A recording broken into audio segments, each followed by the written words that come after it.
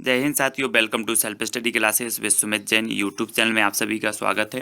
दोस्तों, पर्यावरण के कुछ महत्वपूर्ण प्रश्नों पर यहाँ पर हम चर्चा करेंगे, तो सभी लोग पूरा वीडियो अवश्य देखें, वीडियो को लाइक करें और शेयर करें और साथ ही कमेंट में उत्तर भी बताने का प्रयास करें। ठीक है, तो आपका पहला प्रश्न, शिक्षक की सबसे बहुमूल्य निधि है तो क्या है? उसकी वेतन, उसकी सेवा, गर्व या छात्रों का विश्वास? तो प्रश्न क्रमांक 1 का उत्तर कमेंट में लिखें।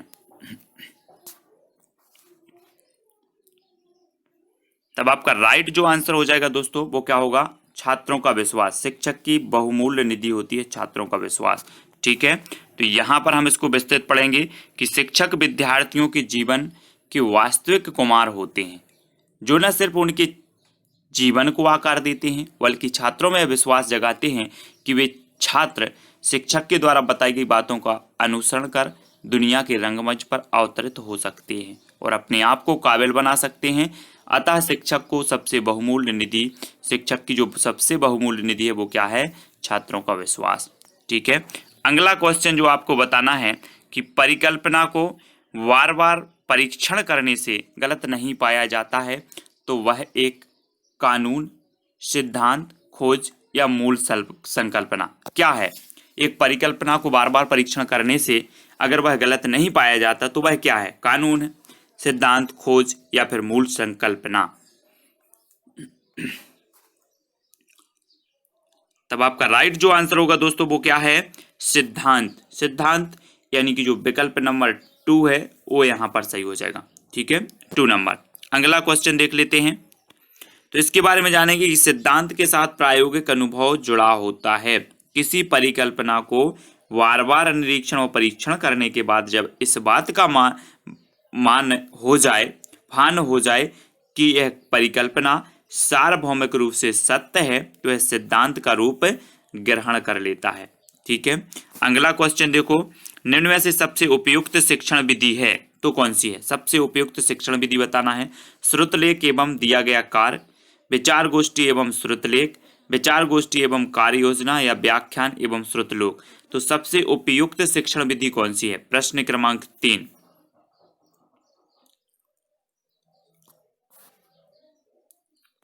तब आपका बिल्कुल सही आंसर होगा दोस्तों, क्या हो जाएगा? विचार गोष्ठी एवं कार्य योजना। विचार गोष्ठी एवं कार्य योजना यानी कि शिक्षण विधि की सबसे उपयुक्त विधि है।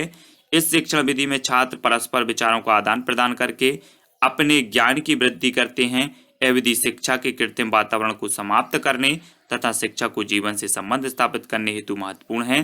प्रारंभ में इसका जो है प्रयोग छात्रों द्वारा किए जाने वाले गृह कार्यों के लिए किया जाता था, जिसमें योजना बनाना तथा शारीरिक श्रम निहित होता था। ठीक है, अगला क्वेश्चन है, निम्नलिखित में से कौन सी ग्रीन हाउस गैसें नहीं है? कौन सी ग्रीन हाउस गैस नहीं है? Nitrous oxide, carbon dioxide, helium या फिर मीथेन? तो कौन सी ग्रीन हाउस गैस नहीं है बताना है। 4 विकल्प है हमारे सामने। तब आपका बिल्कुल सही आंसर क्या होगा? हीलियम। कौन सी ग्रीन हाउस गैस नहीं है? तो वो नहीं है हीलियम, यानी कि जो विकल्प नंबर आपका 3 है वो यहां पर सही हो जाएगा, हीलियम। ठीक है, अगला क्वेश्चन यहां पर देखें कि ग्रीन हाउस गैसें ग्रह के वातावरण या जलवायु में परिवर्तन और अंततः भूमंडलीय ऊष्मीकरण के कारण जो है उत्तरदायी होती हैं। इनमें सबसे ज्यादा उत्सर्जन carbon dioxide, nitrous oxide, methane, chlorofluorocarbon है ना, जलवाष्प, ओजोन आदि करती हैं। इन गैसों का उत्सर्जन आम प्रयोग के उपकरणों, वातानुकूलन, फ्रिज, कंप्यूटर, स्कूटर, कार आदि से होता है। हीलियम ग्रीन हाउस गैस नहीं है, यह एक निष्क्रिय या फिर नोबल गैस है। तो यहाँ पर जो ग्रीन हाउस गैसें हैं वे आपको याद रखना है कि कार्बन डाइऑक्साइड है, नाइट्रस ऑक्साइड है, मीथेन है, क्लोरोफ्लोरोकार्बन है, ठीक है, जलवाष्प, ओजोन है, ये सभी ग्रीन हाउस गैसें कहलाती हैं। ठीक है, अगला देखो, ध्वनि प्रदूषण का मापन किस इकाई द्वारा किया जाता है? ध्वनि प्रदूषण का मापन बताना है। डेसिबल, जूल, न्यूटन या फिर नैनो इकाई? तो किसके द्वारा किया जाता है ध्वनि प्रदूषण का मापन? प्रश्न क्रमांक 5। तो आपका सही आंसर क्या होगा? ध्वनि प्रदूषण का मापन किया जाता है तो वो किया जाता है डेसिबल। किसके द्वारा? डेसिबल का द्वारा, यानी विकल्प नंबर जो 1 है वो इसका सही हो जाएगा।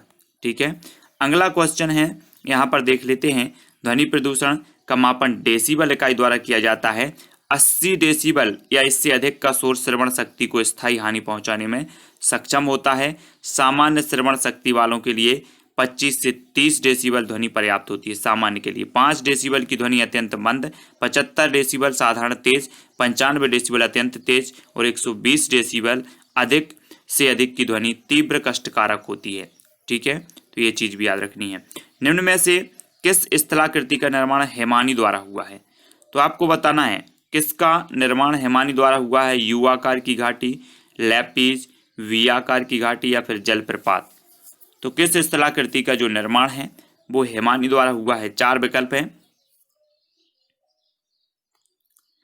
तब आपका बिल्कुल सही आंसर होगा यू आकार की घाटी। यू आकार की जो घाटी है इस स्थलाकृति का निर्माण हुआ हैमानी द्वारा। ठीक है,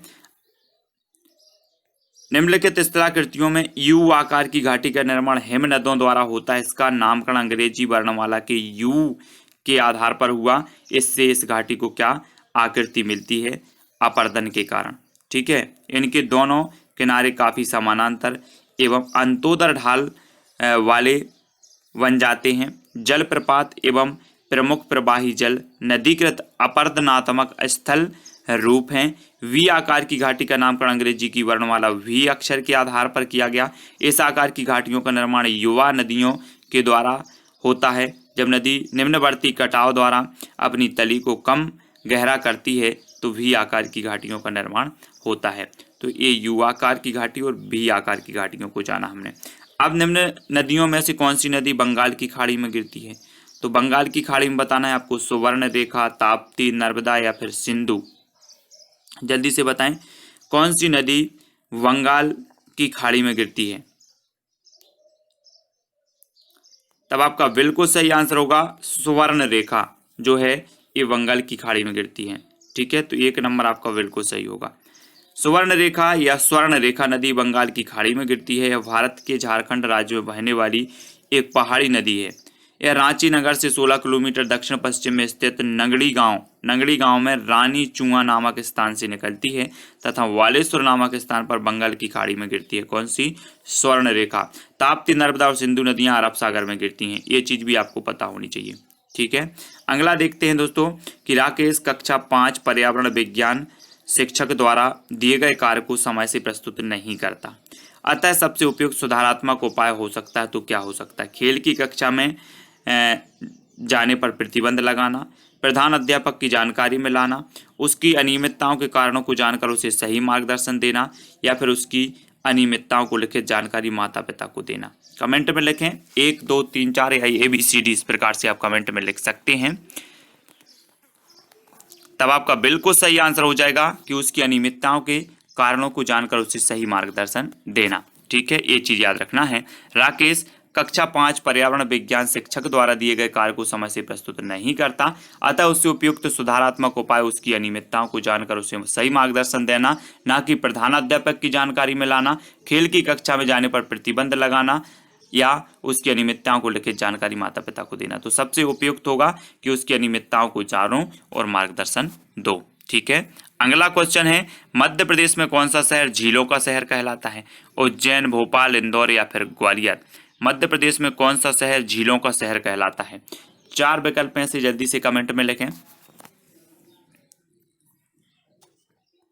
तब आपका बिल्कुल सही आंसर क्या हो जाएगा? भोपाल। जी हाँ दोस्तों, भोपाल यानी कि जो बी नंबर है वो आपका सही होगा। भोपाल को झीलों का शहर कहा जाता है। ठीक है, भारत का हृदय कहे जाने वाले मध्य प्रदेश देश विशेष में पर्यटन स्थलों, खान पान, शिल्पकारी, बुनकरों आदि के लिए जाना जाता है। मध्य प्रदेश राज्य की ही राजधानी भोपाल है जिसे झीलों का शहर भी कहा जाता है। लोअर लेक और अपर लेक जैसी 2 सुंदर झीलों के कारण ही भोपाल को झीलों का शहर भी कहा जाता है। तो आपको याद रखना है। अगला क्वेश्चन देख लेते हैं, निम्न में से कौन सा सागर यूरोप को अफ्रीका से अलग करता है? तो कौन सा सागर करता है? काला सागर, लाल सागर, अरब सागर या फिर भूमध्य सागर। कौन सा सागर यूरोप को अफ्रीका से अलग करता है? प्रश्न क्रमांक 10। तब आपका बिल्कुल सही आंसर क्या होगा? भूमध्य सागर। जी हाँ दोस्तों, भूमध्य सागर यूरोप को अफ्रीका से अलग करता है और 4 नंबर आपका यहाँ पर बिल्कुल सही हो जाएगा। ठीक है, भूमध्य सागर पृथ्वी का एक सागर है जो उत्तरी अफ्रीका, यूरोप और अनातोलिया तथा मध्य पूर्व के बीच स्थित है। इसका क्षेत्रफल है 25 लाख वर्ग किलोमीटर भूमध्य सागर का, जो भारत के क्षेत्रफल का लगभग 3/4 है। यह अटलांटिक महासागर से जिब्राल्टर द्वारा जुड़ा है, जो केवल 14 किलोमीटर चौड़ा एक जलडमरू मध्य है। लाल सागर अफ्रीका एवं एशिया के बीच हिंद महासागर का एक नमकीन पानी की एक खाड़ी है। तो आपको याद रख लेना है कि यूरोप और अफ्रीका को अलग करता है तो कौन करता है? भूमध्य सागर। ठीक है। अंतर्राष्ट्रीय ओजोन दिवस कब मनाया जाता है? तो 7 दिसंबर, 16 सितंबर, 30 मार्च या 22 अप्रैल को अंतर्राष्ट्रीय ओजोन दिवस बताना है। प्रश्न क्रमांक 11 का उत्तर। तो कब मनाया जाता है अंतर्राष्ट्रीय ओजोन दिवस? तब आपने बिल्कुल सही आंसर बताया है 16 सितंबर, यानी कि जो 2 नंबर है वो बिल्कुल सही हो जाएगा। ओजोन दिवस 16 सितंबर को ओजोन परत के संरक्षण हेतु जागरूकता के लिए मनाया जाता है। यूएनओ ने 19 दिसंबर 1994 को 16 सितंबर को जो है international day for the preservation of ozone layer घोषित कर दिया। यह तारीख मॉन्ट्रियल प्रोटोकॉल की यादगार तिथि के रूप में तय की गई।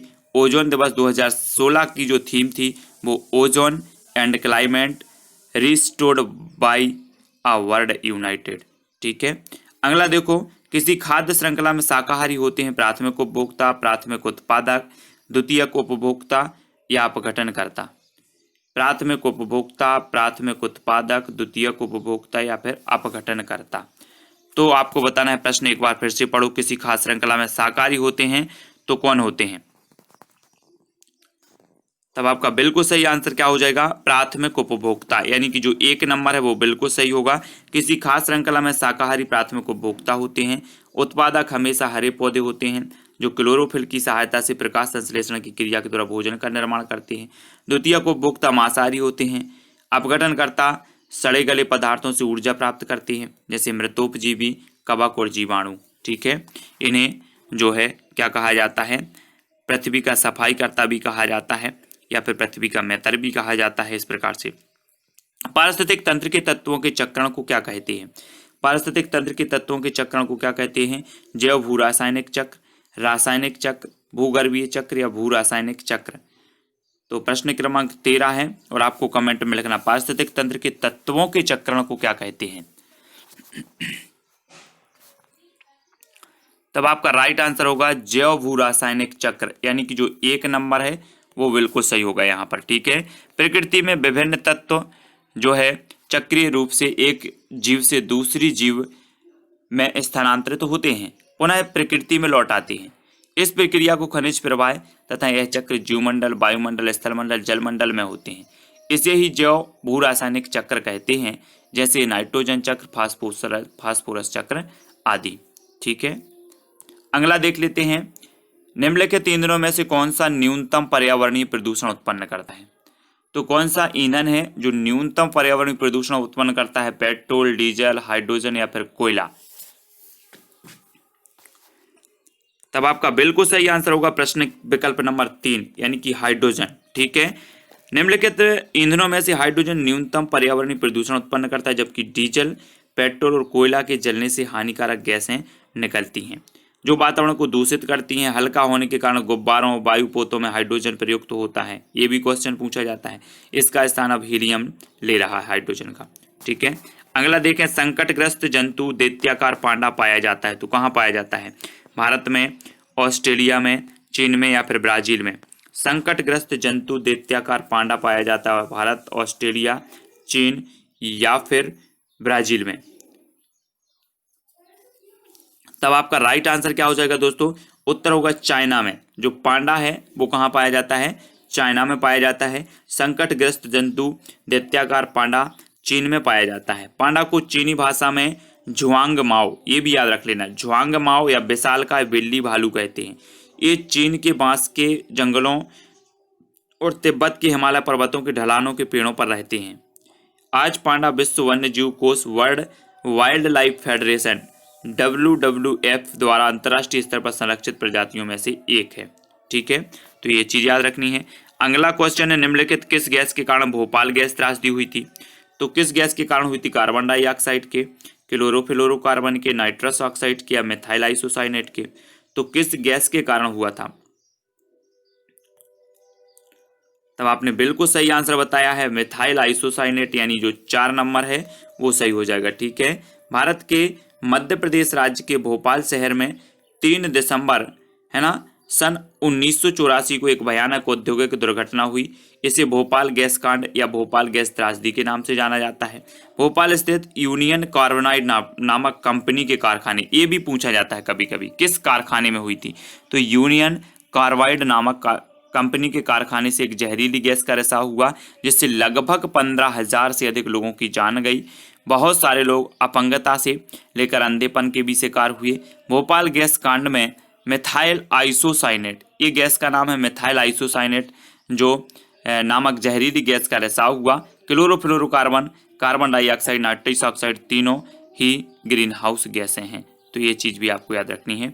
अगला देखो, किस देश में क्रिसमस का त्यौहार गर्मियों में मनाया जाता है, तो आपको बताना है क्रिसमस का जो त्यौहार है वो गर्मियों में मनाया जाता है, तो कहाँ, भारत में, जापान, ऑस्ट्रेलिया या फिर अमेरिका में। प्रश्न क्रमांक 17 का आंसर बताना है, और 17 का आपका बिल्कुल सही आंसर क्या हो जाएगा दोस्तों, आंसर होगा विकल्प नंबर 3 यानी ऑस्ट्रेलिया। ऑस्ट्रेलिया आपका बिल्कुल सही हो जाएगा। ऑस्ट्रेलिया में क्रिसमस का जो त्यौहार है वो मनाया जाता है गर्मियों में, है ना। इसका कारण यह है कि ऑस्ट्रेलिया दक्षिणी गोलार्ध में स्थित है और दिसंबर का महीना ऑस्ट्रेलिया में गर्मी का पहला महीना होता है। ऑस्ट्रेलिया में गर्मी 1 दिसंबर से लेकर 28-29 फरवरी तक होती है। क्रिसमस ईसा मसीह के जन्म की खुशी में मनाया जाता है ना। इस दिन लगभग संपूर्ण विश्व में अवकाश रहता है, 25 दिसंबर को पड़ता है। तो ये चीज़ भी आपको याद रखनी है। ठीक है, अगला क्वेश्चन देख लेते हैं। अगला है, गिर वन्यजीव अभ्यारण्य निम्न में से किस वन्यजीव का संरक्षण करता है। गिर आपको पता है कि गिर कहाँ पर है, गुजरात में है। ठीक है, अब ये किस वन्यजीव का संरक्षण करता है, सांप का, हाथी का, गैंडा का या फिर शेर का। प्रश्न क्रमांक 18, और आपका बिल्कुल सही आंसर क्या हो जाएगा, शेर का। ठीक है, यानी 4 नंबर आपका सही है। गिर वन्यजीव अभ्यारण्य भारत के गुजरात राज्य में 1424 वर्ग किलोमीटर में फैला है। इसमें जंगली शेरों का संरक्षण किया जाता है। इसके अतिरिक्त इस वन्यजीव अभ्यारण्य में पुष्प और जीव जंतुओं की प्रजातियां मिलती हैं। यहाँ स्तनधारियों की 30 प्रजातियां, सरीसृप वर्ग की 20 प्रजातियां पाई जाती हैं। दक्षिण अफ्रीका के अलावा विश्व का यही ऐसा इकलौता स्थान है जहाँ शेरों को अपने प्राकृतिक आवास में रहते हुए देखा जा सकता है। ठीक है, तो ये चीज भी आप याद रखेंगे। अगला क्वेश्चन है, निम्न में से कौन सी प्राकृतिक वनस्पति मरुस्थलीय प्रदेशों में पाई जाती है। तो कौन सी पाई जाती है, कैक्टस, महोगनी, फर या फिर चंदन। प्राकृतिक वनस्पति मरुस्थलीय प्रदेशों में पाई जाती है, तो कौन सी पाई जाती है। तब आपका बिल्कुल सही आंसर होगा कैक्टस। कैक्टस यानी कि जो 1 नंबर है वो सही हो जाएगा, कैक्टस। ठीक है, कैक्टस मरुस्थलीय प्रदेशों में पाई जाने वाली प्राकृतिक वनस्पति है। यह सपुष्पक वनस्पतियों का एक जीव वैज्ञानिक कुल है जो अपने मोटे फूले तनों में पानी बटोरकर शुष्क व रेगिस्तानी परिस्थितियों में जीवित रहते हैं। इनके पत्ते कांटों के रूप में परिवर्तित हो जाते हैं ताकि बाष्पोत्सर्जन की दर कम हो सके, जिससे जल का ह्रास कम हो। ठीक है, तो आपका कैक्टस बिल्कुल सही आंसर होगा। ठीक है, अगला क्वेश्चन है, ग्रीन मफलर संबंधित है वायु प्रदूषण से, मृदा प्रदूषण से, ध्वनि प्रदूषण से या फिर जल प्रदूषण से। तो 4 विकल्प हैं। ग्रीन मफलर आपको बताना है किससे, वायु प्रदूषण, मृदा, ध्वनि या फिर जल प्रदूषण से संबंधित है। तो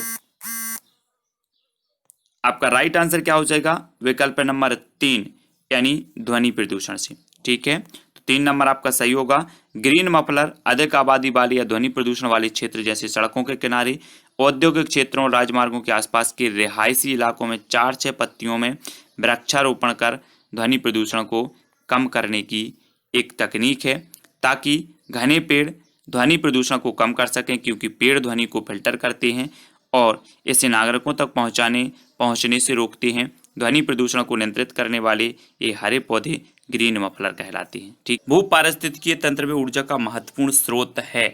तो भू पारिस्थितिकीय तंत्र में ऊर्जा का महत्वपूर्ण स्रोत कौन सा है, पृथ्वी, सूर्य, चंद्रमा या फिर शुक्र। तो आपको कमेंट में लिखना है 1, 2, 3, 4, जो भी आपको विकल्प सही लगता है वो आप कमेंट में लिखेंगे। तब आपका बिल्कुल सही आंसर हो जाता है सूर्य। क्या है, सूर्य है, यानी विकल्प नंबर जो 2 है वो बिल्कुल सही हो जाएगा। ठीक है, भू पारिस्थितिकीय तंत्र में ऊर्जा का जो महत्वपूर्ण स्रोत है वो क्या है, वो है सूर्य। सूर्य ऊर्जा का सर्वाधिक व्यापक एवं अपरिमित स्रोत है जो वातावरण में प्रोटॉन छोटी छोटी प्रकाश तरंग पेटिकाएं के रूप में विकिरण ऊर्जा का संचार करता है। संभवतः पृथ्वी पर सर्वाधिक महत्वपूर्ण रासायनिक अभिक्रिया प्रकाश संश्लेषण को माना जा सकता है। जो सूर्य के प्रकाश की उपस्थिति में पौधे हरे होते हैं, इसलिए सौर ऊर्जा को पृथ्वी पर जीवन का प्रमुख संवाहक माना जाता है। ठीक है, तो याद रखेंगे टाइटन किस ग्रह का प्राकृतिक उपग्रह है? टाइटन बुध का है, वरुण का है, शनि का है या फिर शुक्र का है? टाइटन किस ग्रह का प्राकृतिक उपग्रह है? 4 विकल्प हैं, तब आपका बिल्कुल सही आंसर होगा शनि। शनि यानी कि 3 नंबर सही है। टाइटन शनि का प्राकृतिक उपग्रह। ठीक है, तो सौरमंडल में शनि आकार में दूसरा बड़ा ग्रह है। शनि के 62 उपग्रह हैं। ठीक है, टाइटन शनि का सबसे बड़ा उपग्रह है। शनि के अन्य प्रमुख उपग्रह मीमांसा, एनसीलाडू, टेथिस, डियॉन, रिया, हाइपेरियन, एपापेटस और फोबे हैं। बुध और शुक्र ग्रहों के कोई उपग्रह नहीं है। वरुण के 13 उपग्रह हैं, इनमें ट्रिटोन व मेरिड प्रमुख हैं। ठीक है, ये चीज़ याद रखनी है। अगला देखो, निम्न में से कौन सी बायोडीजल की फसल है? तो बायोडीजल की फसल कौन सी है? जट्रोफा, कपास, गन्ना या फिर आलू? बायोडीजल की फसल कौन सी है? प्रश्न क्रमांक 23 का उत्तर बताना है। तब आपका बिल्कुल सही आंसर होगा जट्रोफा। जट्रोफा यानी कि जो 1 नंबर है वो बिल्कुल सही हो जाएगा। ठीक है, देख लेते हैं। जट्रोफा बायोडीजल की फसल है। यह भारत, अफ्रीका, उत्तरी अमेरिका और कैरिबियन जैसे ट्रॉपिकल क्षेत्रों में उत्पन्न होते हैं। एक बड़ा पादप है जो झाड़ियों के रूप में अर्धशुष्क क्षेत्रों में उगता है।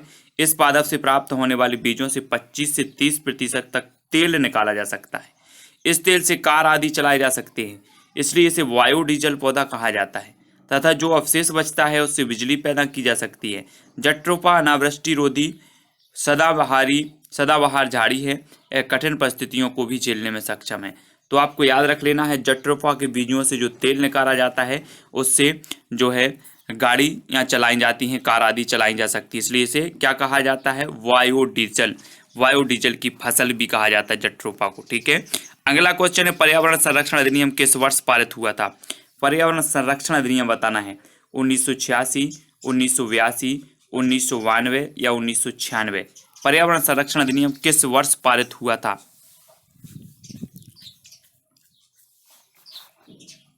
तब आपका राइट आंसर क्या हो जाएगा? विकल्प नंबर 1 यानी कि 1986। ठीक है, पर्यावरण संरक्षण अधिनियम किस वर्ष पारित हुआ?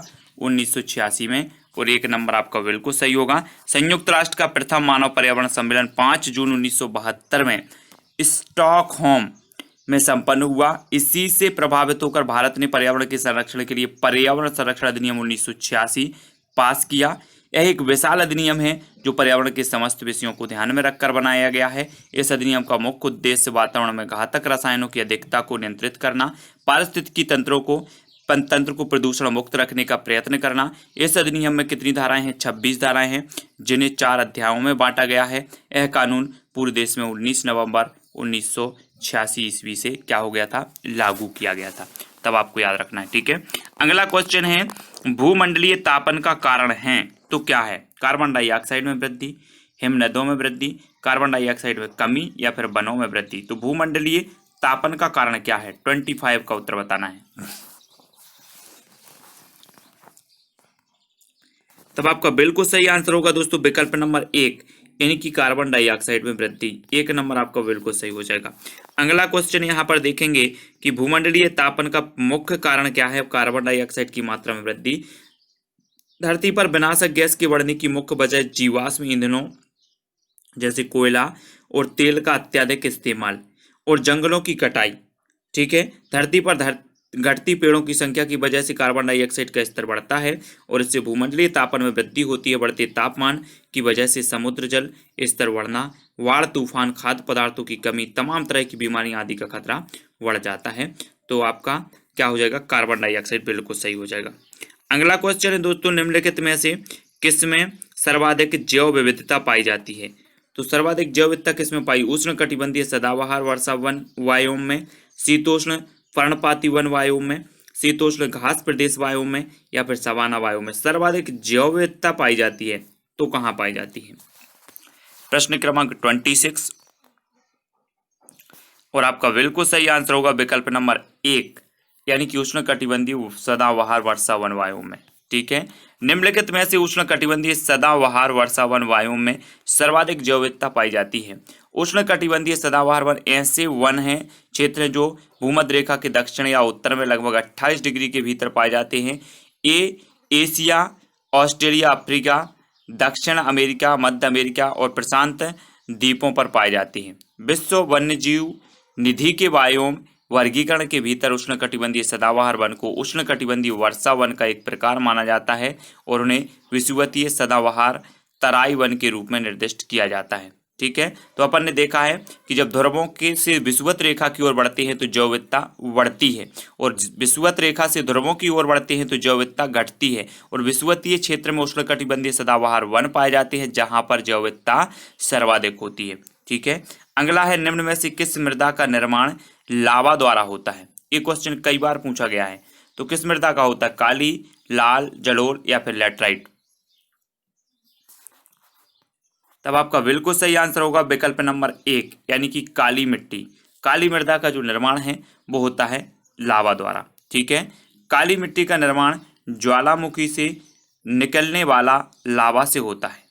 भारत में लगभग 5 लाख वर्ग किलोमीटर में फैली है। महाराष्ट्र में इस मिट्टी का सबसे अधिक विस्तार है। इस मिट्टी में चूना, पोटास, मैग्नीशियम, एल्यूमिनियम, लोहा पर्याप्त मात्रा में पाया जाता है। यह बहुत ही उपजाऊ है और कपास के लिए प्रसिद्ध है, इसलिए इसे कपास वाली काली मिट्टी कहते हैं। इस मिट्टी में नमी को रोके रखने की प्रचुर शक्ति है, इसलिए वर्षा कम होने पर भी सिंचाई की आवश्यकता नहीं पड़ती।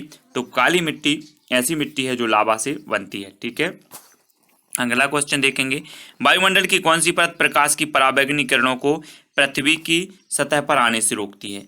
तो कौन सी परत है प्रकाश की पराबैंगनी किरणों को आने से रोकती है? क्षोभ मंडल, समताप मंडल, आयन मंडल या फिर मध्य मंडल? तो जल्दी से बताएं 28 का आंसर। कौन सी परत प्रकाश की पराबैंगनी किरणों को पृथ्वी की सतह पर आने से रोकती है?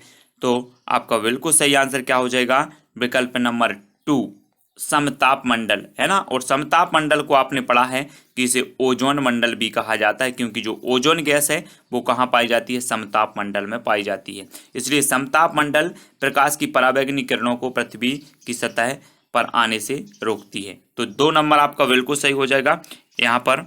ठीक है, समताप मंडल प्रकाश की पराबैंगनी किरणों को पृथ्वी की सतह पर आने से रोकती है। इसे ओजोन मंडल के नाम से भी जाना जाता है। परत सूर्य के उच्च आवृत्ति के पराबैंगनी प्रकाश की 93.99% मात्रा अवशोषित कर लेती है, जो पृथ्वी पर जीवन के लिए हानिकारक है। ओजोन परत की खोज 1913 ईस्वी में फ्रांस के भौतिकविदों फेब्री चार्ल्स और हेनरी वुसोन ने की थी। ये चीज़ भी याद रखनी है, कब की थी? 1913 में। ठीक है ना, तो याद रखेंगे। अगला क्वेश्चन देखते हैं। गंगा एक्शन प्लान को लाने का उद्देश्य निम्न में से किस सुधार हेतु है? तो किस सुधार हेतु है गंगा एक्शन प्लान को? जल का वेग, जल की गुणवत्ता, जल की प्रचुरता या फिर जल के तापमान? प्रश्न क्रमांक 29। तब आपका बिल्कुल सही आंसर होगा जल की गुणवत्ता, यानी कि जो 2 नंबर है वो सही हो जाएगा। ठीक है, गंगा एक्शन प्लान को लाने का उद्देश्य जल की गुणवत्ता में सुधार करना है। नदी में प्रदूषण भार को कम करने के लिए 1950 ईस्वी में श्री राजीव गांधी द्वारा गंगा कार्य योजना का शुभारंभ किया गया था। कार्यक्रम खूब धूमधाम से शुरू किया गया था, लेकिन 15 वर्ष की अवधि में 901.71 करोड़ रुपए व्यय करने के बाद भी नदी में प्रदूषण का स्तर कम करने में विफल रहा। तो आपको याद रख लेना है कि नदी में प्रदूषण भार को कम करने के लिए 1985 में, कब? 1985 में। ठीक है, याद रखेंगे। अगला है निम्नलिखित में से कौन सा वृक्ष जैविक कीटनाशक का उत्पादक है? जैविक कीटनाशक का उत्पादक कौन सा है? देवदार, नीम, चीड़ या फिर ओक? प्रश्न क्रमांक 30 का उत्तर, और आपका बिल्कुल सही आंसर होगा नीम। नीम है जैविक कीटनाशक का उत्पादक। ठीक है, नीम का वृक्ष जैविक कीटनाशक का उत्पादक है। नीम भारतीय मूल का एक पूर्ण पतझड़ वृक्ष है। इसका वानस्पतिक नाम क्या है? देख लेते हैं। एजा डायरेक्टा इंडिका है। नीम की पत्तियां चबाने से रक्त शोधन होता है और त्वचा बेकार रहित और कांतिवान होती है। ठीक है। इसके अतिरिक्त नीम की छाल का लेप सभी प्रकार के चर्म रोगों और घावों के निवारण में सहायक है। तो ये चीज़ भी आपको याद रखनी है ना। अब देखेंगे प्लेग है, तो प्लेग क्या है आपको बताना है। कवक जनित बीमारी है, विषाणु जनित बीमारी है, जीवाणु जनित बीमारी है या फिर खनिज जनित बीमारी है। तो प्लेग क्या है, प्रश्न क्रमांक 1 का उत्तर बताना है आपको। तब आपका बिल्कुल सही आंसर हो जाएगा जीवाणु जनित बीमारी है, यानी कि जो 3 नंबर है वो बिल्कुल सही होगा। प्लेग क्या है, जीवाणु जनित बीमारी। ठीक है। प्लेग एक जीवाणु जनित बीमारी है। यह एक संक्रमण रोग है जो पास्टयूरेला पेस्टिस नामक जीवाणु के कारण होता है। इससे मानव का फेफड़ा प्रभावित होता है। चूहा प्लेग रोग का वाहक होता है। इसका नाम अन्य ब्लैक डेथ टाउन पेस्ट भी है। आदमी को यह रोग प्रत्यक्ष संसर्ग तथा पिस्सू दंश से लगता है। यह तीव्र गति से बढ़ता है। यह कभी कभी न्यूमोनिया का रूप धारण करता है। ठीक है। तो ये प्लेग के बारे में भी याद रख लेना, कभी कभी पूछा जाता है प्लेग का जो वाहक है वो कौन है, तो ये चूहा माना जाता है। ठीक है। गैसीय अपशिष्ट है, तो गैसीय अपशिष्ट कौन सा है। 4 विकल्प हैं, 4 में से एक का चयन करना है। गैसीय अपशिष्ट बताएंगे आप कौन सा है। घरों की नालियों का गंदा पानी, सब्जी एवं फलों के छिलके, खेत खलिहानों से निकलने वाला कचरा, लकड़ी कोयला से जलने वाला धुआं। तो गैसीय अपशिष्ट कौन सा है। तब आपका बिल्कुल सही है, लकड़ी कोयला से जलने वाला धुआं ये गैसीय अपशिष्ट है। ठीक है। गैसीय अपशिष्ट वे पदार्थ होते हैं जो किसी अन्य पदार्थ के अपशिष्ट शेष होते हैं तथा गैसीय रूप में होते हैं। इससे पर्यावरण में प्रदूषण होता है जो मुख्यतः वायु प्रदूषण का कारण बनता है। गैसीय अपशिष्ट निम्न है, लकड़ी कोयले से जलने वाला धुआं, औद्योगिक क्षेत्रों की चिमनियों का धुआं, जंगलों में लगने वाली आग से निकलने वाला धुआं, ये गैसीय अपशिष्ट हैं। ठीक है, याद रखेंगे। अगला क्वेश्चन है दोस्तों कि निम्न में से कौन से पौधे दूर दूर प्रसारित होंगे। बीज द्वारा प्रकीर्णित पौधे, बीजाणु द्वारा प्रकीर्णित पौधे, फल द्वारा प्रकीर्णित पौधे या फिर कायक जनन द्वारा वितरित। तो दूर दूर प्रसारित होंगे तो कौन से होंगे, प्रश्न क्रमांक 3 का उत्तर आपको बताना है। तब आपका बिल्कुल सही आंसर होगा कायक जनन द्वारा वितरित, यानी कि 4 नंबर आपका बिल्कुल सही हो जाएगा। ठीक है। कायक जनन द्वारा वितरित पौधे दूर दूर प्रसारित होते हैं। कायक जनक एक अलैंगिक जनन क्रिया है, यह फ्लोनिंग प्रक्रिया होती है। ठीक है। जब एक जीव लाभ लेता है बगैर दूसरे सहवासी जीव को प्रभावित किए तो कहलाता है, क्या कहलाता है, सहभोजी, परजीवी, मृतोपजीवी या फिर सहजीवी। 4 विकल्प में से एक का चयन करना है। तब आपका बिल्कुल सही आंसर क्या होगा, सहभोजी। सहभोजी यानी कि जो विकल्प नंबर आपका, तो आपका विकल्प नंबर जो 1 है सहभोजी बिल्कुल सही हो जाएगा। ठीक है, 1 नंबर। अगला देख लेते हैं, सहभागिता या सहभोजी, सहभागिता या फिर सहभोजी। यह 2 विभिन्न जीव जातियों के बीच एक ऐसी अंतर क्रिया होती है जिसमें एक जंतु को तो इस संबंध से लाभ होता है किंतु दूसरे जंतु को कोई हानि नहीं होती। उदाहरणार्थ गैस्ट्रोपोड कवच में केंकड़ा रहता है और कवच के ऊपरी समुद्री एनीमोन चिपकी रहती है। इसी प्रकार शार्क से पेट्रोमाइजोन चिपकी रहती है ना। भेलों से समुद्री वर्निकल चिपके रहते हैं। तो इस प्रकार से ये क्या कहलाते हैं, सहभोजी कहलाते हैं। ठीक है। जब मोर सांप को खाता है, सांप कीड़ों को खाता है और कीड़े हरे पौधे को खाते हैं, तो मोर का पोषण तल है, मोर का पोषण तल क्या है, अंतिम अपघटक, प्राथमिक उपभोक्ता, प्राथमिक अपघटक या फिर खाद्य पिरामिड के शीर्ष पर। जब मोर सांप को खाता है, सांप कीड़ों को खाता है और कीड़े हरे पौधे को खाते हैं, तो मोर का पोषण तल क्या है। तब आपका बिल्कुल सही आंसर क्या हो जाएगा, खाद्य पिरामिड के शीर्ष पर, शीर्ष पर, यानी 4 नंबर आपका सही हो जाएगा। ठीक है, याद रखेंगे। हरे पौधे, कीड़ा, सांप, मोर। उत्पादक मोर खाद्य श्रृंखला पिरामिड में शीर्ष स्थान पर है। ठीक है, तो आपको याद रख लेना है।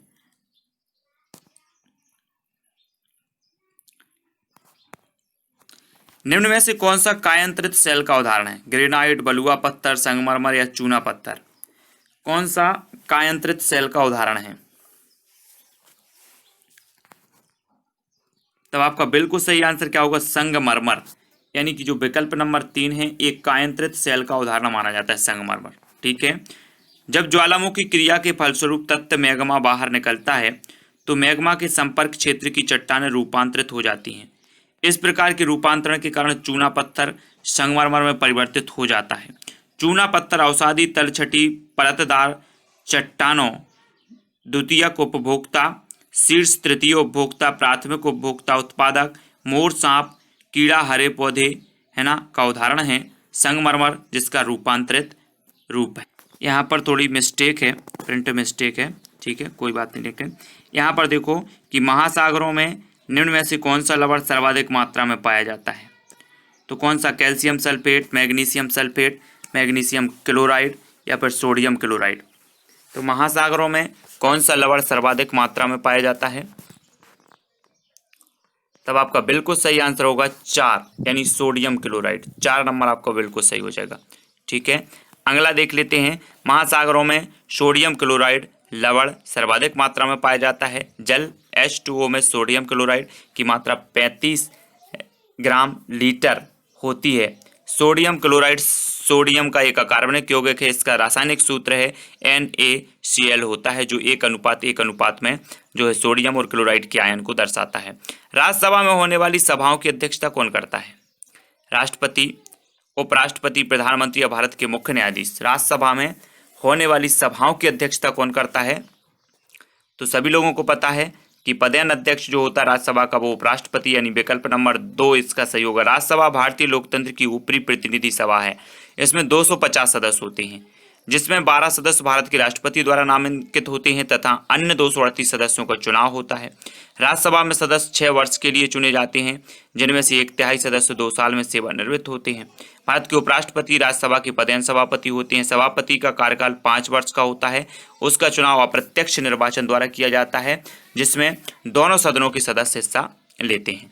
ठीक है, अगला है दोस्तों, निम्न में से किस मिट्टी का विस्तार भारत के सर्वाधिक क्षेत्र पर है? तो किस मिट्टी का है? जलोल का, काली मिट्टी का, लाल मिट्टी का या बलुई मिट्टी का?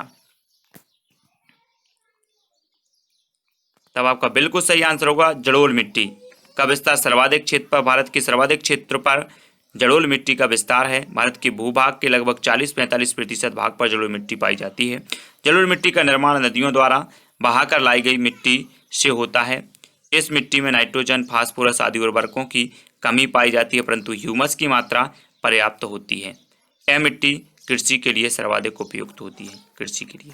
ठीक है, अगला देखो, जो शाकाहारी जंतु भोजन के लिए हरे पेड़ पौधों पर निर्भर रहते हैं, द्वितीय चरण उपभोक्ता, प्रथम चरण उपभोक्ता, तृतीय चरण उपभोक्ता या फिर उपभोक्ता, क्या कहलाते हैं? प्रश्न क्रमांक 10 का उत्तर बताना है और 10 का जो आपका राइट आंसर होगा वो क्या होगा? प्रथम चरण उपभोक्ता। 2 नंबर आपका यहाँ पर बिल्कुल सही हो जाएगा। ठीक है, तो पर्यावरण शिक्षा में समस्या समाधान विधि का गुण है तो क्या है? आपके पास 4 विकल्प हैं: सर्जनात्मक विधि, लक्ष्य केंद्रित विधि, चयनात्मकता या उपरोक्त सभी। पर्यावरण शिक्षा में समस्या समाधान विधि का गुण है तो कौन सा है? प्रश्न क्रमांक 11। तब आपका बिल्कुल सही आंसर हो जाएगा दोस्तों विकल्प नंबर 4, यानी कि उपर्युक्त सभी। 4 नंबर आपका सही हो जाएगा। ठीक है, अगला क्वेश्चन देख लेते हैं। अगला जो आपका क्वेश्चन है, यहाँ पर हम इसको विस्तृत से देखेंगे कि पर्यावरण शिक्षा में समस्या समाधान विधि के अंतर्गत खोजकर्ता में सृजनात्मकता, चयन करने की क्षमता तथा लक्ष्य केंद्रित होना चाहिए। अतः पर्यावरण शिक्षा में समस्या समाधान विधि के निम्न गुण होने चाहिए: एक तो लक्ष्य केंद्रित विधि, सृजनात्मकता विधि, है ना, चयनात्मकता। अतः सभी विकल्प कैसे हैं? सही हैं। ठीक है, अगला क्वेश्चन देखेंगे। अगला क्वेश्चन है, प्रेक्षण विधि की सीमाएं हैं तो कौन सी सीमाएं हैं? प्रश्न क्रमांक 12। विकल्प आपके पास 4 हैं। सबसे पहले तो इस विधि में प्रेक्षण सूक्ष्मता से न करने पर प्राप्त परिणाम अधिक वैध एवं विश्वसनीय नहीं होते। यह विधि मितव्ययी नहीं है। इस विधि से व्यक्ति के आंतरिक व्यवहारों का अध्ययन संभव नहीं है। या फिर उपरोक्त सभी। तब आपका राइट आंसर क्या होगा? आपका बिल्कुल सही आंसर होगा, इस विधि में प्रेक्षण सूक्ष्मता से ना करने पर प्राप्त परिणाम अधिक वैध एवं विश्वसनीय नहीं होते, यानी जो 1 नंबर है वो बिल्कुल सही हो जाएगा। ठीक है, अगला क्वेश्चन है प्रेक्षण विधि की सीमाएं। प्रेक्षण विधि की सीमा देखो, समस्या के चुनाव से परिणाम की वैधता निर्धारित करने के प्रत्येक स्तर पर इसकी उपयोगिता संदेह रहित रहती है। इस विधि में प्रेक्षण सूक्ष्मता से न करने पर प्राप्त परिणाम अधिक वैध एवं विश्वसनीय नहीं होते। ठीक है, तो ये इसकी सीमाएं हैं। अब इकोसिस्टम की सही परिभाषा क्या है? आप इकोसिस्टम जानते होंगे, किसी स्थान का अजीवीय घटक, परस्पर क्रिया करने वाला जीवीय समुदाय, पृथ्वी और वायुमंडल का क्षेत्र जहां जीव रहते हैं, या जीव समुदाय और उसके वातावरण का संतुलित तंत्र।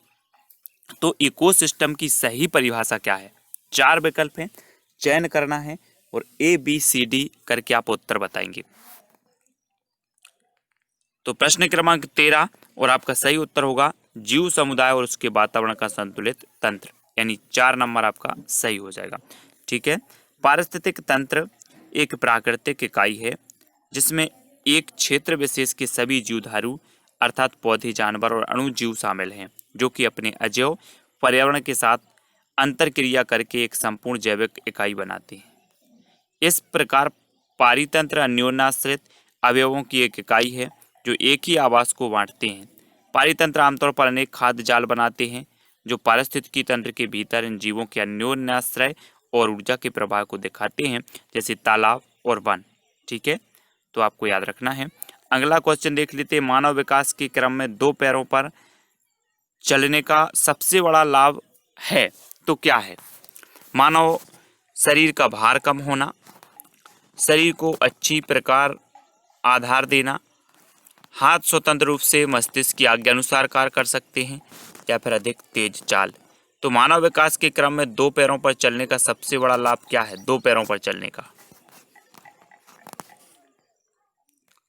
तब आपका बिल्कुल सही आंसर होगा विकल्प नंबर 3, हाथ स्वतंत्र रूप से मस्तिष्क की आज्ञा अनुसार कार्य कर सकते हैं। ठीक है, ये सबसे बड़ा लाभ है।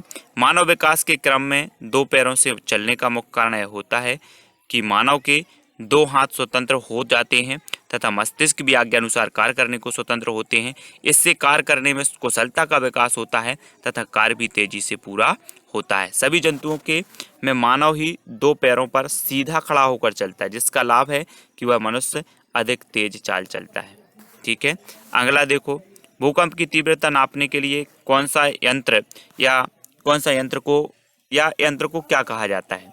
सीस्मोग्राफ, फिजियोग्राफ, कार्डियोग्राफ या फिर वेरोग्राफ। भूकंप की तीव्रता नापने वाले यंत्र को क्या कहा जाता है? प्रश्न क्रमांक 15। तब आपका बिल्कुल सही आंसर क्या होगा? भूकंप मापी या फिर सीस्मोग्राफ कहा जाता है इसे। भूकंप की तीव्रता नापने वाले यंत्र को सीस्मोग्राफ। ठीक है, भूकंप की तीव्रता मापने के लिए सीस्मोग्राफ नामक यंत्र का क्या किया जाता है? प्रयोग किया जाता है। इस यंत्र में रिएक्टर पैमाने का प्रयोग किया जाता है। 0 से 9 अंक तक चिन्हित होता है तथा प्रत्येक बढ़ता हुआ अंक भूकंप की बढ़ती हुई तीव्रता को प्रदर्शित करता है तथा अगला अंक पिछले अंक से 10 गुना अधिक भूकंप की तीव्रता बताता है। ठीक है, तब आपका उत्तर क्या होगा? सीस्मोग्राफ। अगला क्वेश्चन देखो, सूर्य से निकटतम ग्रह कौन है? आपने सूर्य से जो ग्रह हैं उनको देखा होगा, कौन सा निकट है और कौन सा दूर है। तो आपसे पूछा जा सकता है, अभी निकट पूछा है, दूर भी पूछा जा सकता है, तब आपको पता होनी चाहिए सूर्य से निकटतम ग्रह कौन है। बृहस्पति है, मंगल है, शुक्र है या फिर बुध है। तो आपका बिल्कुल सही आंसर क्या होगा? विकल्प नंबर 4 यानी कि बुध। ठीक है, सूर्य से निकटतम जो ग्रह माना जाता है वो बुध माना जाता है। अब इसका विस्तार से देखेंगे कि हमारे सौरमंडल में सूर्य से बढ़ती हुई दूरी के क्रम में ग्रहों की स्थिति इस प्रकार है। सबसे पहले बुध सबसे निकट का, फिर शुक्र, पृथ्वी, मंगल, बृहस्पति, शनि, अरुण, वरुण। इस प्रकार बुध सूर्य के सबसे नजदीक का ग्रह है। बुध ग्रह सौरमंडल का सबसे छोटा ग्रह भी है। ठीक है, अगला देखें, गिर राष्ट्रीय पार्क किस राज्य में स्थित है? गिर गुजरात में, राजस्थान, मध्य प्रदेश या फिर महाराष्ट्र में। तो गिर राष्ट्रीय पार्क किस राज्य में स्थित है? तब आपका बिल्कुल सही आंसर होगा गुजरात में। गिर राष्ट्रीय पार्क गुजरात में स्थित है। ठीक है, 1 नंबर आपका सही हो जाएगा। अगला क्वेश्चन, यहाँ पर देखें तो गिर राष्ट्रीय उद्यान राज्य के कठियावाड़ जिले में है। गुजरात के कहाँ पर है? कठियावाड़ जिले में है। इसकी स्थापना 1965 ईस्वी में की गई थी। बब्बर शेरों के संरक्षण के लिए प्रसिद्ध है। कौन सा? गिर राष्ट्रीय उद्यान। ठीक है, अगला क्वेश्चन है, निम्नलिखित वाहनीय ईंधनों में सब किसको आजकल पर्यावरण स्नेही माना जाता है? पेट्रोल को, डीजल को, द्रवित पेट्रोलियम गैस को, या संपीड़ित प्राकृतिक गैस को? तो किसे वाहिनी ईंधनों में किसको आजकल पर्यावरण स्नेही माना जाता है? तो किसे माना जाता है? 19 का उत्तर आपको बताना है। तब आपका बिल्कुल सही आंसर होगा संपीड़ित प्राकृतिक गैस को, यानी जो 4 नंबर है वो सही होगा। संपीड़ित प्राकृतिक गैस को पर्यावरण स्नेही माना जाता है। ठीक है, अगला क्वेश्चन देखेंगे, संपीड़ित प्राकृतिक गैस वाहनीय ईंधनों में सबसे ज़्यादा पर्यावरण स्नेही माना जाता है क्योंकि इससे बहुत कम पर्यावरण प्रदूषण होता है। प्राकृतिक रूप से पाए जाने वाले ज्वलनशील गैस को अत्यधिक दबाव के अंदर रखने से बने तरल को ही सीएनजी कहते हैं। चूंकि यह गैस प्राकृतिक गैस का ही संपीड़ित रूप है, इसलिए इसका रासायनिक संगठन बगैर दाब के बनी गैसों के समान होता है। इसमें मुख्य रूप से मीथेन, ईथेन, प्रोपेन होता है। ठीक है, तो सीएनजी संपीड़ित प्राकृतिक गैस यानी कि सीएनजी। ठीक है, आपको याद रखना है। अगला क्वेश्चन है, किसी पारितंत्र में तत्वों का चक्र कहलाता है? क्या कहलाता है? भूवैज्ञानिक चक्र, जैव भू रासायनिक चक्र, रासायनिक चक्र, या इनमें से कोई नहीं? किसी पारितंत्र में तत्वों का चक्रण क्या कहलाता है? तब आपका प्रश्न क्रमांक 20 का सही उत्तर क्या होगा? जैव भू रासायनिक चक्र, यानी कि जो विकल्प नंबर 2 है वो सही होगा, जैव भू रासायनिक चक्र। ठीक है, सभी जीवों को मुख्यतः 4 तत्वों की आवश्यकता होती है। ये तत्व हैं कार्बन, ऑक्सीजन, नाइट्रोजन तथा हाइड्रोजन। ये तत्व वातावरण से सब जीवों में और जीवों से वातावरण में स्थानांतरित होते रहते हैं। जीवमंडल में विद्यमान ये चक्र जैव भूगर्भीय रासायनिक चक्र या पोषक चक्र कहलाते हैं। ठीक है, अगला क्वेश्चन देखो, चिपको आंदोलन के प्रणेता हैं तो सभी लोगों को पता है, किसी का गलत नहीं होना चाहिए। सुंदरलाल बहुगुणा, हेमवती नंदन बहुगुणा, मदर टेरेसा, या फिर महात्मा गांधी? तो चिपको आंदोलन के प्रणेता बिना विलंब के आपका कमेंट आना चाहिए। आपका बिल्कुल सही आंसर होगा सुंदरलाल बहुगुणा, 1 नंबर। ठीक है, चिपको आंदोलन के प्रणेता सुंदरलाल बहुगुणा थे। यह आंदोलन वृक्षों के काटने के विरोध में वर्ष 1973 में वर्तमान उत्तराखंड राज्य से प्रारंभ किया गया। इस आंदोलन में जिस पेड़ को काटा जाता था, लोग उस पेड़ से चिपक कर खड़े हो जाते थे। इस तरह से पेड़ों की रक्षा का आंदोलन शुरू हुआ। ठीक है, चिपको आंदोलन 1973, सुंदरलाल बहुगुणा, वृक्षों का आदमी भी इन्हें कहा जाता है। इंसुलिन की रासायनिक प्रकृति है क्या है? प्रोटीन, विटामिन, वसा, या कार्बोहाइड्रेट? इंसुलिन की रासायनिक प्रकृति बताना, प्रश्न क्रमांक 22 का आंसर। तब आपका बिल्कुल सही आंसर क्या होगा? प्रोटीन, यानी विकल्प नंबर जो 1 है, इंसुलिन की रासायनिक प्रकृति है तो प्रोटीन। ठीक है, 1 नंबर। सेंगर ने पहल गाय के इंसुलिन के अणु की रचना का पता लगाया। किसने? सेंगर ने। सिद्ध किया कि यह एक पॉलीपेप्टाइड होता है। इसके लिए उन्हें 1958 में नोबेल पुरस्कार मिला। इंसुलिन ही वह प्रथम प्रोटीन है जिसका आधुनिक वैज्ञानिक प्रयोगशाला में संश्लेषण करने में सफल हुए।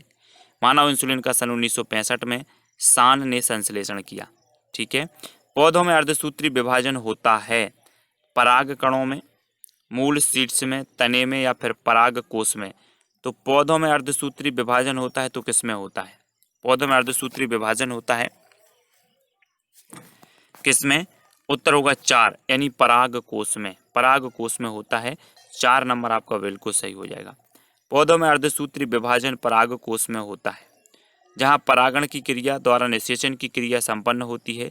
वास्तव में अर्धसूत्रण एक विशेष प्रकार का कोशिका विभाजन है जो यूकेरियोट प्राणियों में लैंगिक जनन के लिए आवश्यक है। अर्धसूत्रण द्वारा युग्मक कोशिकाएं पैदा होती हैं। सभी जंतुओं तथा भूमि पर उगने वाले पौधे समेत अधिकांश जीवधारियों में युग्मक को अंड कोशिका तथा शुक्राणु जो है कोशिका कहते हैं। ठीक है, तो विकल्प नंबर 4 यहाँ पर आपका बिल्कुल सही होगा।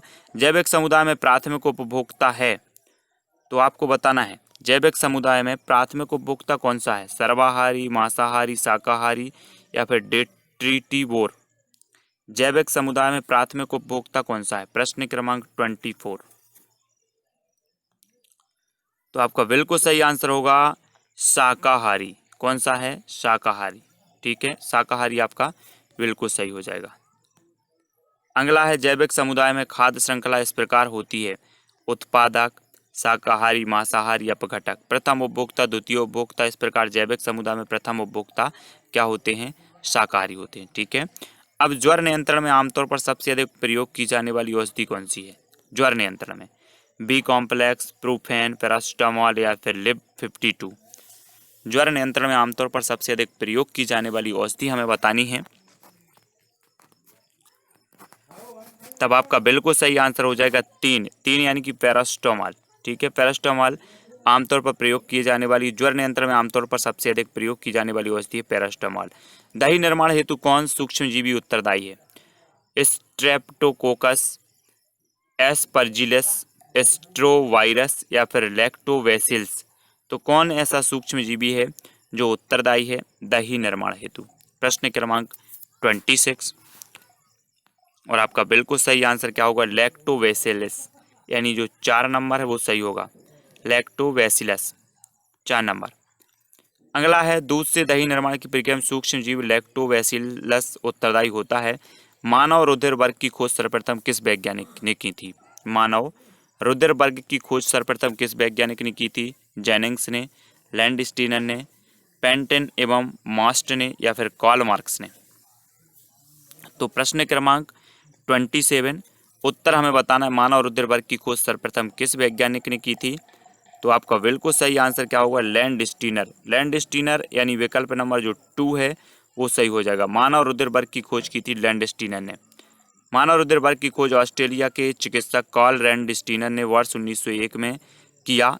इन्होंने रुधिर वर्ग को 4 वर्गों में विभाजित किया, ए, वी, ए बी, ओ तथा ए बी, है ना। रुधिर वर्ग सर्वग्राही होता है, तो ये 4 वर्गों में इन्होंने विभाजित किया। और ए बी रुधिर वर्ग जो है वो क्या होता है? सर्वग्राही, क्योंकि इसमें ए और बी दोनों प्रतिजन पाया जाता है परंतु एंटीबॉडी का अभाव होता है। ओ वर्ग सर्वदाता कहलाता है क्योंकि इसमें कोई भी एंटीजन नहीं होता। ठीक है, तो आपको याद रख लेना रुधिर वर्ग की जो ऑस्ट्रेलिया के चिकित्सक थे लैंडस्टीनर, इन्होंने की थी। ठीक है, प्याज, आलू, अदरक है तो क्या है? प्याज, आलू और अदरक तना है, जड़ हैं, अपस्थानिक जड़ें हैं या सल्क पत्र हैं? क्या हैं? प्याज, आलू और अदरक क्या कहलाते हैं? तो आपका बिल्कुल सही आंसर क्या होगा? तना। ठीक है, प्याज, आलू, अदरक ये तना कहलाते हैं। तना उदाहरण प्रकंद है। तना के उदाहरण देखो, प्रकंद हल्दी, अदरक, कंद आलू, सल्क कंद प्याज, लहसुन, घनकंद अरबी, ये सभी तना के उदाहरण हैं, है ना। यहाँ से क्वेश्चन बन जाता है। एक कोषीय सूक्ष्म जीव है तो कौन है? विषाणु है, स्पाइरोगेरा है, पैरामीशियम है, हाइड्रा है। तो आपको बताना है स्पाइरोगायरा। तो एक कोषीय सूक्ष्म जीव कौन सा है? प्रश्न क्रमांक 29। तब आपका 29 का बिल्कुल सही आंसर होगा पैरामीशियम, यानी 3 नंबर सही हो जाएगा। ठीक है, पैरामीशियम एक कोषीय जीव होते हैं। एक कोषीय वह जीव होते हैं जिनके शरीर का निर्माण मात्र एक ही कोशिका से होता है, तो वो कौन सा है? पैरामीशियम, यानी जो 3 नंबर है वो सही हो जाएगा यहाँ पर। अगला है निम्न में से कौन सा पादप उत्पाद साबुन का विस्थापन है? कौन सा पादप उत्पाद है जो साबुन का विस्थापन है? रीठा, रुद्राक्ष, तेंदु या उपरोक्त सभी? तो साबुन का विस्थापन है कौन सा है? एक, यानी रीठा। रीठा 1 नंबर सही हो जाएगा। ठीक है, रीठा पादप का उत्पाद होता है जो साबुन का विस्थापन है। रीठा का प्रयोग बालों के संरक्षण के लिए किया जाता है। किसी नदी के प्रदूषण स्तर की माप की जाती है। अब देखो, किसी नदी के प्रदूषण स्तर की माप कैसे की जाएगी? STP द्वारा, ATP द्वारा, BOD द्वारा या फिर WPL द्वारा। अब ये 4 विकल्प हैं, 4 में से एक का चयन करके आपको कमेंट में ABCD इस प्रकार से आप कमेंट में लिखते जाएंगे। सभी लोग कमेंट में लिखेंगे, तब आपका राइट आंसर क्या हो जाएगा? राइट आंसर होगा दोस्तों VOD, यानी कि जो 3 नंबर है वो आपका बिल्कुल सही हो जाएगा। अब देखें BOD का फुल फॉर्म क्या होता है दोस्तों? बायो केमिकल ऑक्सीजन डिमांड से किसी नदी में जल के प्रदूषण स्तर को मापा जाता है। मोस्ट इंपॉर्टेंट क्वेश्चन, और VOD आपका बिल्कुल यहाँ पर 3 नंबर सही हो जाएगा। ठीक है, अगला क्वेश्चन देखो, वायरस संक्रमण से होने वाला रोग है तो ये 4 विकल्प हैं, 4 में से आपको चयन करना है कि वायरस से जो होने वाला रोग है वो कौन सा है, कॉलरा, टाइफाइड, जुकाम या फिर मलेरिया।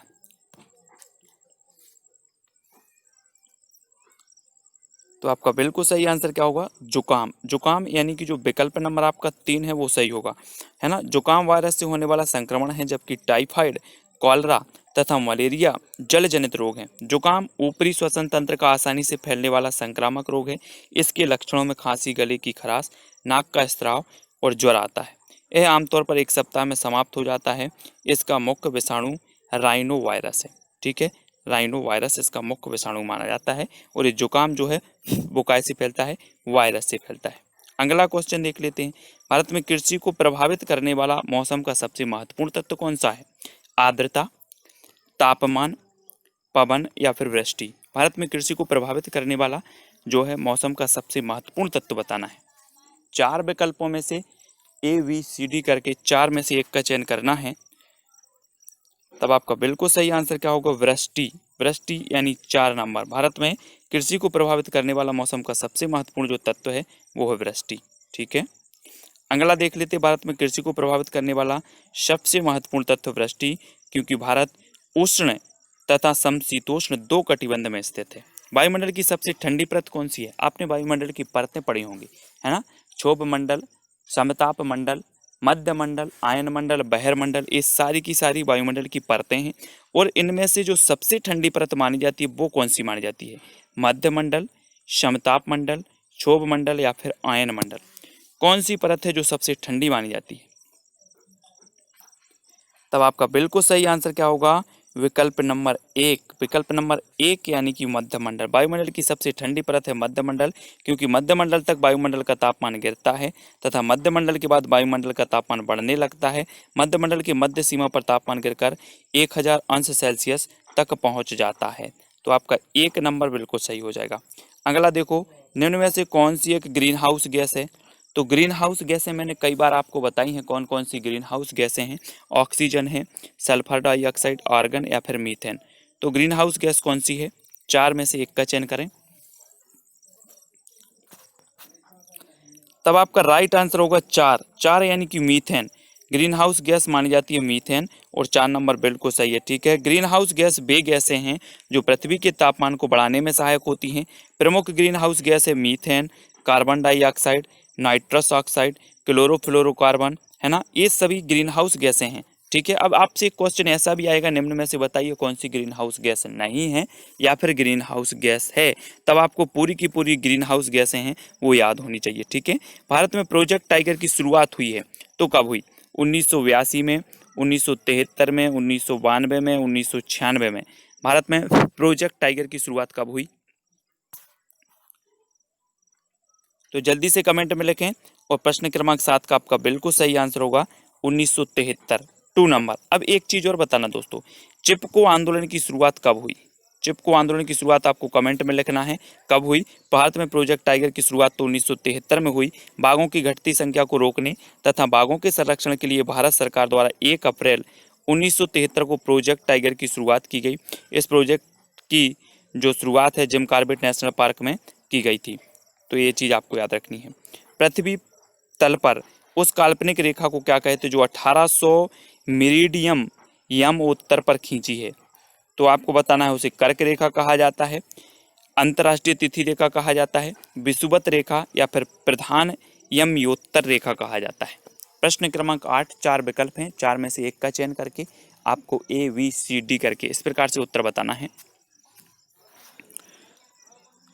तो आपका बिल्कुल सही आंसर होगा 2 यानी कि अंतर्राष्ट्रीय तिथि रेखा, 2 नंबर, ठीक है। पृथ्वी तल पर 1800 मेरिडियन यमयोत्तर रेखा जो काल्पनिक रेखा है उसे अंतर्राष्ट्रीय तिथि रेखा कहते हैं। इस रेखा से पृथ्वी को पूर्वी एवं पश्चिमी देशांतर क्षेत्र में बांटा गया है, ठीक है। अगला देखो, निम्नलिखित में से किस राज्य में गल्फ ऑफ मन्नार मेरिन राष्ट्रीय पार्क स्थित है।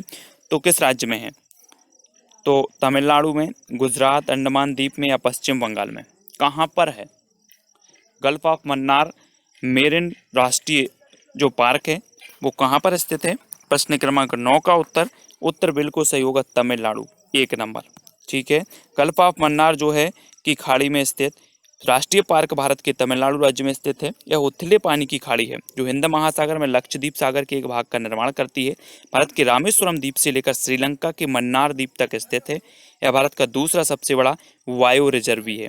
ठीक है, तो आपका एक नंबर बिल्कुल सही होगा, गल्फ ऑफ मन्नार। ठीक है, जनगणना 2011 के अनुसार भारत में लिंगानुपात है तो कितना है? जल्दी से बताएं, 4 विकल्प हैं, 2011 के अनुसार बताना है। तो 11 के अनुसार आपका बिल्कुल सही आंसर क्या होगा? 1000 पुरुषों पर 940 महिलाएं, यानी 2 नंबर आपका सही हो जाएगा। ठीक है, 2011 की जनगणना के अनुसार भारत में स्त्री पुरुष लिंगानुपात 943 है ना, तो 943 1000 940 या 43, इस बार 40 यहाँ पर दिया है उत्तर विकल्प नंबर 2 में।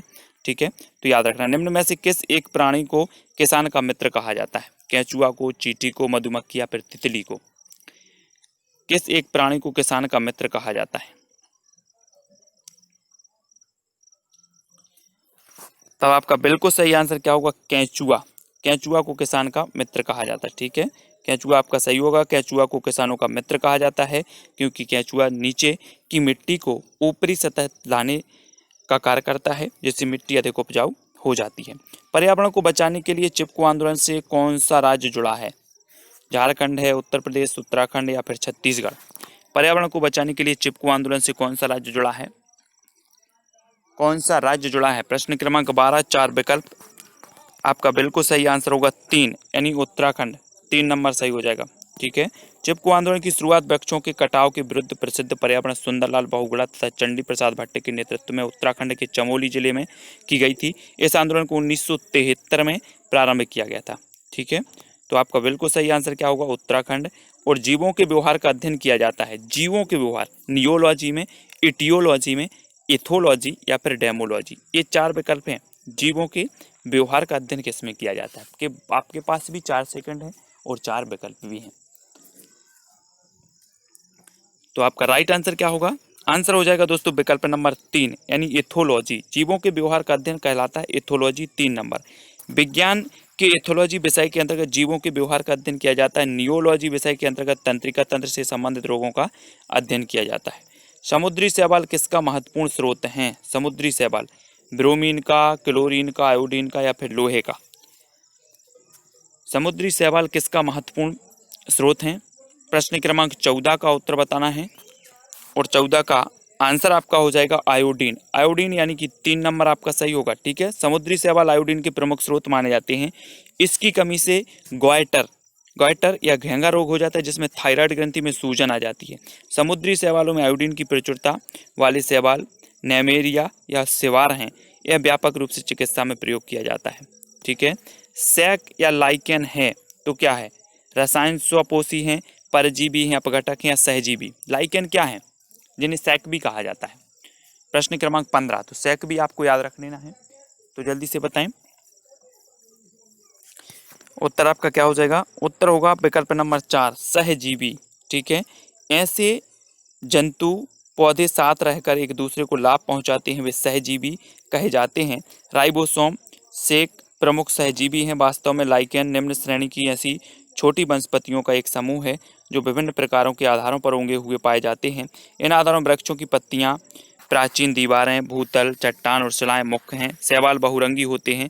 लाइकेन 2 वनस्पतियों का समूह है जिसमें एक शैवाल और एक कवक होता है जो सहचर पर आधारित है। ठीक है, तो आपको याद रख लेना है।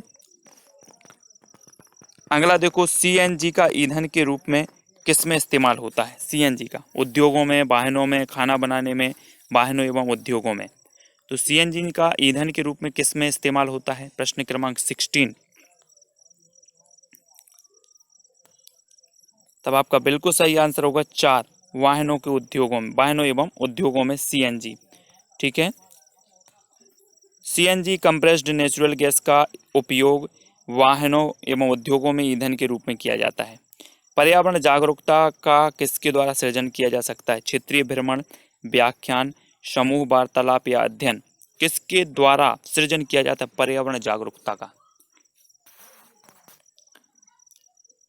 तो आपका बिल्कुल सही आंसर क्या होगा? क्षेत्रीय भ्रमण। विद्यार्थियों में पर्यावरण जागरूकता का सृजन करने के लिए उनको क्षेत्रीय भ्रमण कराना चाहिए। जिसके तहत उनको वास्तविक पर्यावरण व मानव जीवन में उनकी उपयोगिता का ज्ञान होगा। पर्यावरण संरक्षण के लिए भी प्रोत्साहित होंगे। ठीक है, तो 1 नंबर आपका सही होगा। एलपीजी किसका संक्षिप्त रूप है? लोक पैसेंजर गाड़ी का, लो पेड गैस का, लिक्विफाइड पेट्रोलियम गैस का, या फिर लोकल पेट्रोलियम गैस का। एलपीजी। तो आपका प्रश्न क्रमांक 18 है और आपने बिल्कुल सही आंसर बताया, विकल्प number 3 liquefied petroleum gas. 3 number सही हो जाएगा। अगला है एलपीजी, द्रवित पेट्रोलियम गैस, है ना। लिक्विफाइड पेट्रोलियम गैस का प्रयोग घरेलू ईंधन के रूप में किया जाता है। एलपीजी के मुख्य अवयव हैं ब्यूटेन और प्रोपेन। ये भी पूछे जाते हैं, लेकिन में से बताइए एलपीजी के मुख्य अवयव कौन से? तो ब्यूटेन और प्रोपेन है। आजकल एलपीजी शीतलक के रूप में भी सीएफसी क्लोरोफ्लोरोकार्बन के स्थान पर क्रमशः अधिकारिक प्रयुक्त तो होने लगी है। तो पृथ्वी पर पहुंचने से पहले ओजोन परत किन किरणों को अवशोषित करती है? एक्स किरणों को, गामा किरणों को, पराबैंगनी किरणों को, या बीटा किरणों को? एक भी क्वेश्चन आपका गलत नहीं होना चाहिए इन प्रश्नों में, क्योंकि बहुत सारा अभ्यास अपन कर चुके हैं, बहुत सारे वीडियो के माध्यम से हमने अध्ययन किया है और आपका बिल्कुल सही आंसर होगा पराबैंगनी किरणें। ठीक है, सूर्य से आने वाली अल्ट्रावायलेट किरणें या फिर पराबैंगनी किरणों को ओजोन परत द्वारा अवशोषित कर लिया जाता है, जिससे ये किरणें पृथ्वी तक नहीं पहुंच पाती। ओजोन परत की सांद्रता डॉप्सन इकाई द्वारा मापी जाती है। कौन सी? डॉप्सन। ठीक है, चमगादड़ स्तनधारी है क्योंकि वह रात्रिचर है, उड़ता है, शाकाहारी या बच्चे देता है। क्यों है स्तनधारी? स्तनधारी क्यों कहा जाता है? तो प्रश्न क्रमांक 20 का उत्तर आपका होगा विकल्प नंबर 4। 4 यानी कि क्योंकि क्या देता है? बच्चे देता है। चमगादड़ स्तनधारी है क्योंकि ये बच्चे देते। जीव विज्ञान में चमगादड़ को स्तनधारी वर्ग में रखा है क्योंकि चमगादड़ बच्चे को जन्म देती है तथा उन्हें दूध पिलाती है। चमगादड़ एक रात्रिचर प्राणी है। की परिभाषा क्या है? आपने पर्यावरण पढ़ा है, पर्यावरण की परिभाषा आपको बताना है। 4 विकल्प हैं। समुद्र तल के नीचे पृथ्वी पर वस्तुएं, एबायोटिक एवं बायोटिक घटक, चीजें जो हमें घेरती हैं, उपरोक्त में से कोई नहीं। तो पर्यावरण की परिभाषा क्या है? 4 विकल्पों में से ABCD करके आप उत्तर बताएंगे। तब आपका बिल्कुल सही आंसर क्या हो जाएगा? एबायोटिक एवं बायोटिक घटक, यानी 2 नंबर। ठीक है, जैविक एवं अजैविक घटक मिलकर के क्या बनाते हैं? पर्यावरण, और यही पर्यावरण की परिभाषा है। ठीक है, तो 2 नंबर आपका यहाँ पर बिल्कुल सही है। पर्यावरण अनेक तत्वों से मिलकर बना है जो व्यवस्थित समूह में होता है ना, जिसमें सभी घटक बायोटिक तथा एबायोटिक प्रकृति में जो है संतुलित रूप से रहते हैं। तो आपका जो विकल्प नंबर 2 है वो यहाँ पर सही हो जाएगा। अगला क्वेश्चन देखिए, कृत्रिम वर्षा के लिए मेघ बीजन के लिए प्रयुक्त रसायन है, कौन सा है? Potassium bromide, silver nitrate, silver iodide, या फिर पोटेशियम नाइट्रेट। कृत्रिम वर्षा के लिए, मेघ बीजन के लिए जो प्रयुक्त रसायन है वो कौन सा है?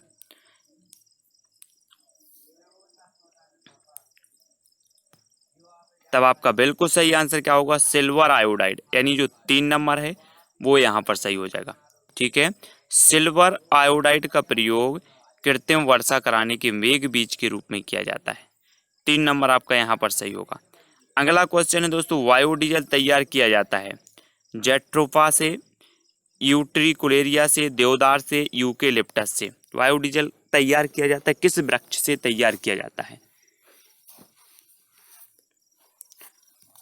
तब आपका बिल्कुल सही आंसर होगा जेट्रोफा, यानी 1 नंबर सही हो जाएगा। ठीक है, बायोडीजल का निर्माण जेट्रोफा, करकास, पेंगोमिया आदि के पौधों से होता है। तो इसका पहला बायोडीजल संयंत्र काकीनाडा, काकीनाडा आंध्र प्रदेश में स्थापित किया गया था। ये चीज भी आपको याद रख लेना, काकीनाडा में बायोडीजल संयंत्र स्थापित किया गया था, देश का पहला। ठीक है, विश्व ओजोन दिवस मनाया जाता है, कब मनाया जाता है? 16 सितंबर, 21 मार्च, 25 अप्रैल, या फिर 5 जून को? तो जल्दी से कमेंट में लिखना है विश्व ओजोन दिवस कब मनाया जाता है। तब आपका बिल्कुल सही आंसर हो जाएगा दोस्तों 16 सितंबर, यानी जो 1 नंबर है वो बिल्कुल सही हो जाएगा। ठीक है, विश्व ओजोन दिवस पूरे विश्व में प्रत्येक वर्ष 16 सितंबर को मनाया जाता है। दिवस ओजोन संरक्षण के जागरूकता के लिए मनाया जाता है। अगला क्वेश्चन है, सिल्वी कल्चर संबंधित है सिल्क, वन एवं वन उत्पाद, फूल या उर्वरक से। तो सिल्वी कल्चर किससे संबंधित है? प्रश्न क्रमांक 26। तो आपका बिल्कुल सही आंसर हो जाएगा वन एवं वन उत्पाद से, ठीक है, सिल्वीकल्चर संबंधित है, ठीक है। प्रश्न क्रमांक जो 2 है वो यहाँ पर सही होगा। सिल्वीकल्चर के अंतर्गत वन एवं वन्य सामग्री का उत्पादन किया जाता है। अगला क्वेश्चन देखो, निम्नलिखित में से किस जनपद में चंद्रप्रभा वन्यजीव अभ्यारण्य स्थित है? तो किस जनपद में है? चंदौली, लखीमपुर खीरी, लखनऊ या फिर वाराणसी? तो किस जनपद में चंद्रप्रभा वन्यजीव अभ्यारण्य स्थित है? प्रश्न क्रमांक 27।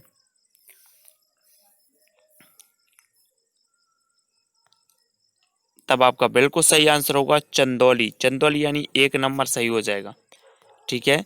उत्तर प्रदेश के चंदौली जिला में चंद्रप्रभा वन्यजीव अभ्यारण्य स्थित है। चंद्रप्रभा वन्यजीव अभ्यारण्य की स्थापना 1957 में हुई थी। इस अभ्यारण्य में विभिन्न प्रकार के जीव जंतु पाए जाते हैं। 1957 में उत्तर प्रदेश के चंदौली जिला में है, ठीक है। निम्नलिखित में कौन द्वितीय श्रेणी का उपभोक्ता है? द्वितीय श्रेणी का बताना है, सांप, हाथी, शेर या फिर बकरी?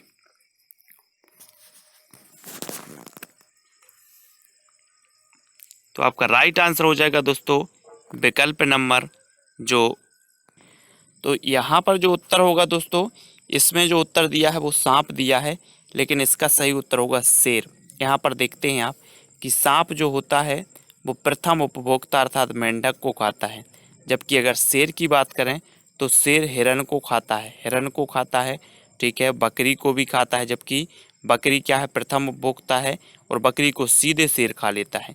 हिरण प्रथम उपभोक्ता है और हिरण को सीधे शेर खाता है। तो ये शेर यहाँ पर सही होगा, शेर द्वितीय उपभोक्ता के अंतर्गत आएगा, तो शेर सही हो जाएगा। अगर यहाँ पर कोई डाउट लगता है तो कमेंट में बताने का प्रयास करेंगे सभी लोग, ठीक है। झूम खेती होती है बिहार में, केरल, मेघालय या तमिलनाडु में? तो कहाँ पर होती है? 4 विकल्पों में से चयन करना है। तो आपका राइट आंसर हो जाएगा 3 यानी मेघालय। झूम खेती होती है कहाँ पर? मेघालय में, ठीक है। अगला क्वेश्चन देखते हैं। झूम खेती पर्वतीय एवं पठारी क्षेत्रों पर की जाती है।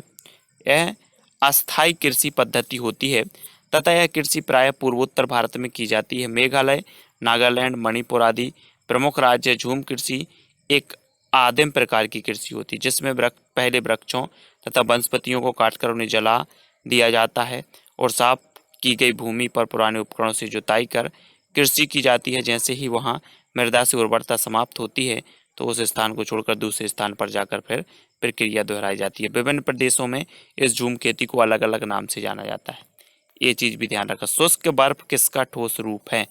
शुष्क बर्फ आपको बताना है ये किसका ठोस रूप है? कार्बन डाइऑक्साइड का, अमोनिया, नाइट्रोजन या फिर ऑक्सीजन?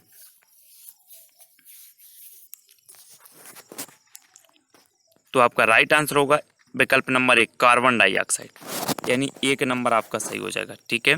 शुष्क बर्फ कार्बन डाइऑक्साइड के ठोस रूप को कहते हैं। अगला क्वेश्चन है दोस्तों, लवण जो जल का अवशोषण करता है कहलाता है, क्या कहलाता है? एनहाइड्रस लवण, हाइग्रोस्कोपिक लवण, हाइड्रोफिलिक लवण या फिर हाइड्रोफोबिक लवण? लवण जो जल का अवशोषण करता है क्या कहलाता है? तो उत्तर आपका होगा हाइग्रोस्कोपिक लवण, बी नंबर। हाइग्रोस्कोपिक लवण की प्रमुख जो विशेषता होती है, यह अपने आसपास उपस्थित जल के अणुओं को अपनी तरह आकर्षित करके उनका अवशोषण कर लेता है, ठीक है। अगला क्वेश्चन देखो, पारिस्थितिक तंत्र एवं प्राकृतिक अधिवासों का संरक्षण तथा उनके प्राकृतिक वातावरण में प्रजातियों का जीवनक्षम जनसंख्या का रखरखाव एवं प्रतिप्राप्ति के लिए प्रत्युत्पद है, तो कौन सा है? स्थानीय संरक्षण, क्रोड संरक्षण, अपस्थानिक संरक्षण या परिघीय संरक्षण? प्रश्न को अच्छे से पढ़ना है। पारिस्थितिक तंत्र एवं प्राकृतिक अधिवासों का संरक्षण तथा उनके प्राकृतिक वातावरणों में प्रजातियों का जीवनक्षम जनसंख्या का रखरखाव एवं प्रतिप्राप्ति के लिए प्रयुक्त जो पद है वो कौन सा है? तब आपका बिल्कुल सही आंसर होगा विकल्प नंबर 3 यानी अपस्थानिक संरक्षण। 3 नंबर यहाँ पर बिल्कुल सही हो जाएगा, ठीक है। अपस्थानिक संरक्षण के अंतर्गत पारिस्थितिक तंत्र एवं प्राकृतिक अधिवासों का संरक्षण तथा उनके प्राकृतिक वातावरणों में प्रजातियों का जीवनक्षम जनसंख्या का रखरखाव एवं प्रतिप्राप्ति किया जाता है। तो आपका विकल्प नंबर जो आपका अपस्थानीय संरक्षण है, 3 नंबर बिल्कुल सही होगा। अगला है सामुद्रिक कच्छपों को जीवंत जीवाश्म कहा जाता है। सामुद्रिक कच्छपों को जीवंत जीवाश्म कहा जाता है क्योंकि वे 150 मिलियन वर्षों से अधिक समय से पृथ्वी में उपस्थित हैं। कछुओं को भारतीय उपमहाद्वीप के जल भागों में पाए जाने वाले 5 प्रजातियों के समुद्री कच्छप में सबसे अधिक संख्या किसकी है? लागरहेड, कैंप्स रिडले, ऑलिव रिडले या फिर फ्लैटबैक? तो किसकी है? तब आपका राइट आंसर होगा विकल्प number 3, olive Ridley. Olive Ridley यानी 3 नंबर सही हो जाएगा। ठीक है, भारतीय उपमहाद्वीप के जल भागों में पाए जाने वाली 5 प्रजातियों के समुद्री कच्छप में सबसे अधिक संख्या ऑलिव रिडले प्रजाति की है। Olive Ridley. ठीक है, विश्व ऊष्मायन के लिए निम्नलिखित में से कौन सा एक कारक है? विश्व ऊष्मायन के लिए निम्न में से कौन सा एक कारक है? पेड़ पौधे से निकली गैसें, वाहनों से निकली गैसें, भट्टियों से निकली गर्म हवा या फिर रसोई गैस? तो आपका बिल्कुल सही आंसर होगा वाहनों से निकली गैसें, 2 नंबर। ठीक है, अगला क्वेश्चन है विश्व ऊष्मायन के लिए CO2, N2OH, CH4 आदि गैसें उत्तरदायी हैं। ये गैसें वाहनों के इंजनों के दहन से अत्यधिक मात्रा में उत्सर्जित होती हैं तथा ये गैसें वायुमंडल में पहुंचकर विश्व ऊष्मायन जैसी समस्या पैदा करती हैं। धातुमय प्रस्तर किसे कहा जाता है? बॉक्साइट, बिटुमेन, मेटालाइड या फिर अयस्क? धातुमय प्रस्तर किसे कहा जाता है? 4 विकल्प हैं, 4 में से आपने चयन किया है विकल्प नंबर 4, अयस्क को धातुमय प्रस्तर कहा जाता है। ठीक है, अयस्क को धातुमय प्रस्तर कहा जाता है। अयस्क से ही विभिन्न प्रकार के धातुओं की प्राप्ति होती है। तो आपका विकल्प नंबर जो 4 है वो बिल्कुल सही होगा।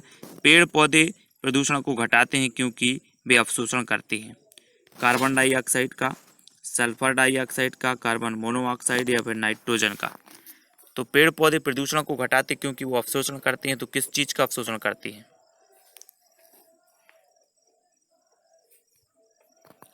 तब आपका बिल्कुल सही आंसर होगा कार्बन डाइऑक्साइड का, 1 नंबर बिल्कुल सही हो जाएगा। ठीक है, अगला क्वेश्चन है पेड़ पौधे प्रदूषण को घटाते हुए कार्बन डाइऑक्साइड CO2 का अवशोषण करते हैं। भूकंप मापा जाता है डेसिबल में, बेफोर्ट पैमाने में, न्यूटन में या रिक्टर पैमाने में? तो किस में मापा जाता है? तब आपका बिल्कुल सही आंसर होगा विकल्प नंबर 4, रिक्टर पैमाने में।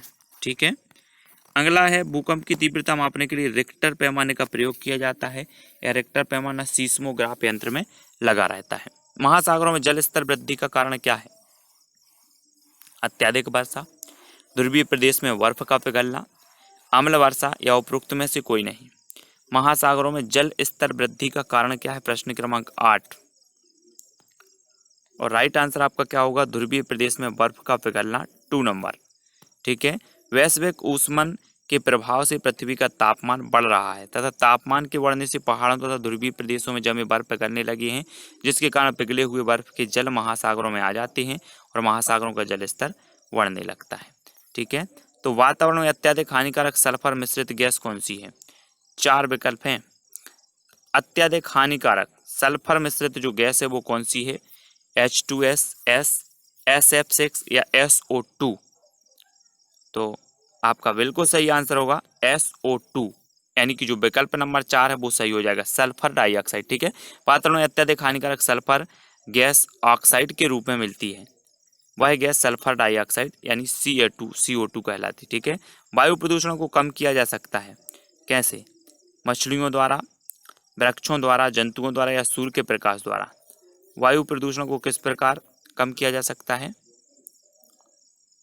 तो आपका बिल्कुल सही आंसर होगा वृक्षों द्वारा, 2 नंबर सही हो जाएगा। ठीक है, वृक्षों द्वारा।